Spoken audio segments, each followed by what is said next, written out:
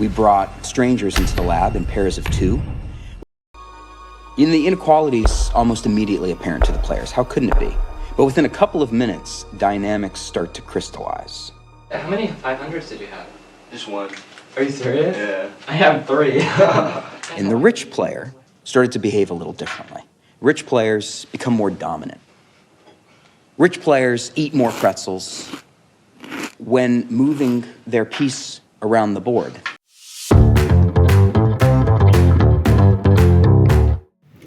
Hi, welcome back to Perspective with Buchi.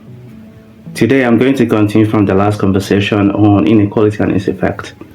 One thought that I've grappled with recently is how we can reset inequality in the society. So I often think that we should hit a reset button on capitalism, but I also disagree on that being the only solution we can action. Why I say that is because at the point where the world is today, so much has already been built on the basis of capitalism. And capitalism didn't just start because humans wanted it. I think it developed from the way people thought about themselves. You know the place where C.S. Lewis in Mere Christianity says, we're not really proud of having money, we're proud of having more money than the next person. We're not really proud of being smart, we're proud of being smarter. If you are the best violinist in your little town in Texas, and then you go to New York City and you get off at Penn Station and you realize the person who's playing the violin and begging, and people are throwing money in the violin case, is better than you. Some may argue that this is not inherent in human beings, but I would say that there is always this urge to show that people are doing much better than another person. And I agree with this explanation. Now back to inequality and its several evolutions and how it has been and what creates the deepening of inequality across society.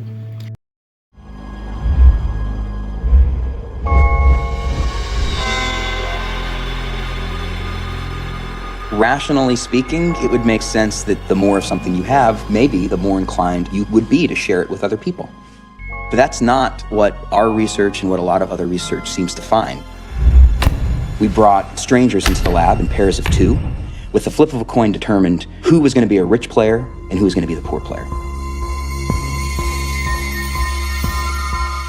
The rich player got 2 times as much money to play the game. They got to roll both dice instead of one, so they got to move around the board a lot quicker, and that mattered because when they moved around the board and passed go, they would collect $200, whereas the poor person, they'd collect $100. And the inequality is almost immediately apparent to the players. How couldn't it be? But within a couple of minutes, dynamics start to crystallize. How many 500s did you have? Just one. Are you serious? Yeah. I have 3. And the rich player started to behave a little differently. Rich players become more dominant. Rich players eat more pretzels when moving their piece around the board. They become louder. They start smacking the board with their piece. I want to buy out this whole board. And the rich players were significantly ruder. You don't have enough money to do it. They were far more likely to showcase and talk about how well they're doing Life is sweet for me. and to belittle the plight of those poor players. Lose all your money soon. So they became less compassionate. Yes, and I'm buying it. And these are patterns that we're observing consistently over hundreds of different individuals. You're gonna run out of money soon. You see people who are winning because of the flip of a coin start to act as if they actually deserve to win. Looks like I made some good investments. One of the questions we ask is, why did you win the game? And you could imagine that rich players would say, well, I won the game because of that flip of the coin. I had 2 times the advantage. But none, not one, of the rich players attributed their inevitable success in this game to that force of luck that randomly got them that privileged position in the first place. And when we watch patterns of human interactions, people who feel entitled and deserving of their own success are more willing to privilege their own interests above the interests of other people and often engage in ways that undermine other people's welfare so that they can get ahead. And that's a fairly pernicious social consequence. But it's not about people who are rich, but rather that the experience of being relatively better off than someone seems to affect everyone, or would affect everyone, in the same way.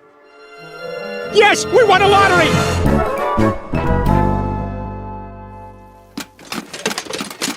Peter, my God, what the hell are you wearing? It's a solid gold tuxedo, Lois. I had to fight 3 rappers down at the nonsense store for this. Look, Peter, this is not who we are.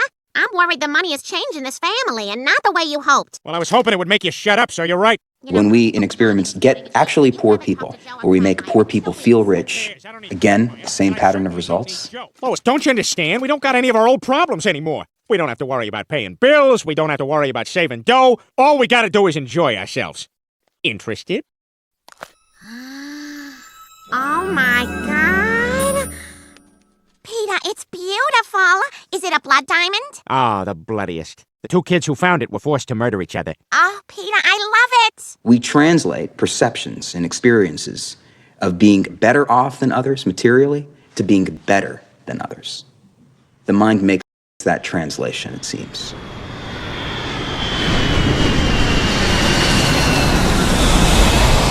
Why I disagree that this is a very direct way of explaining inequality and what causes inequality is because both players are provided with equal chances, and then one is able to navigate and win.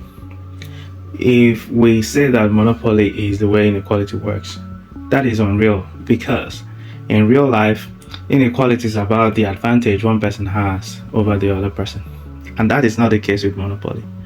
But we can leverage this video to understand what happens and why there is much deepening, even when at the point we are in the world, people would not want to hit a reset button on capitalism. It is simple. It is always the urge to earn more, to get better. Because when a person gets one, he can leverage those benefits to multiply what he already has. It's nobody's fault, but the idea is about the more we get, the more self-interest develops within our own pursuits, and that is what destroys a society. So it brings us to, how do we now solve this issue?